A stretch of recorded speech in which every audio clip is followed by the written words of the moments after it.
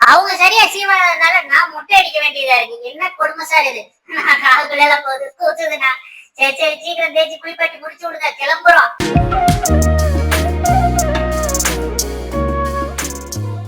வணக்கம் நண்பர்களே, நம்மளுடைய மொபைல்கிட்ட இன்னைக்கு இந்த டாகுக்காக தான் முக்கியம் இருந்தாங்க. அவங்க பேர் செரி தி ஷிட்சு.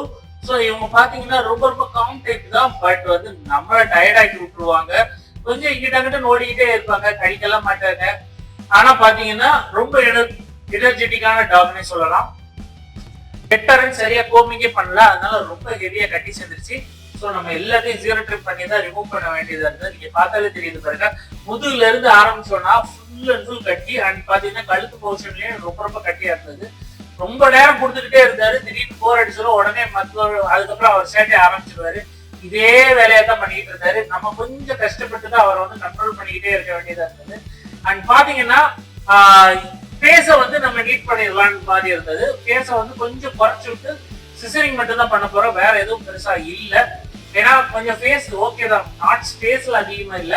பட் அந்த வாய் கிட்ட மட்டும் கொஞ்சம் ஒட்டி வெட்ட வேண்டியதா இருந்தது. ஏன்னா அந்த இடம் ஃபுல்லாவே சாப்பிட்டு அப்படியே பிசு பிசுன்னு ஒட்டி கொஞ்சம் மோசமா இருந்தது. ஸோ அதை எல்லாத்தையும் நீட்டா கிளீன் பண்ண வேண்டியதா இருந்தது. பார்த்தோம்னா கண்ணு கிட்டக்கை கொஞ்சம் அந்த பிசு பிசுப்பா இருந்தது, நீங்க பார்த்தா தெரியும்.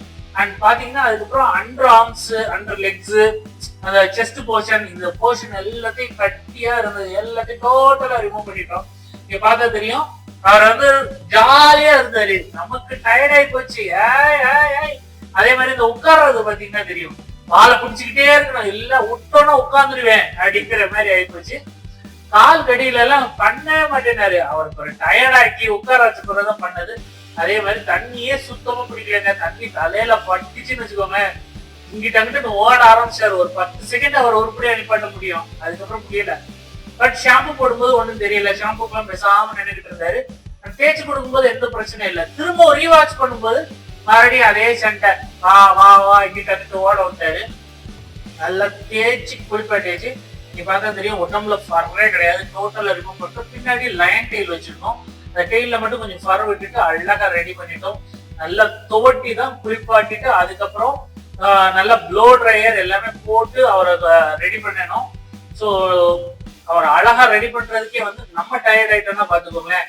ஸோ சூப்பரா ரெடி பண்ணியாச்சு. அவர் வீட்டுக்குள்ள போக வேண்டிய டைம் வந்துச்சு. இந்த வீடியோ உங்களுக்கு பிடிச்சிருந்தா லைக், ஷேர், சப்ஸ்கிரைப். நம்ம அடுத்த பார்ப்போம். பாய்.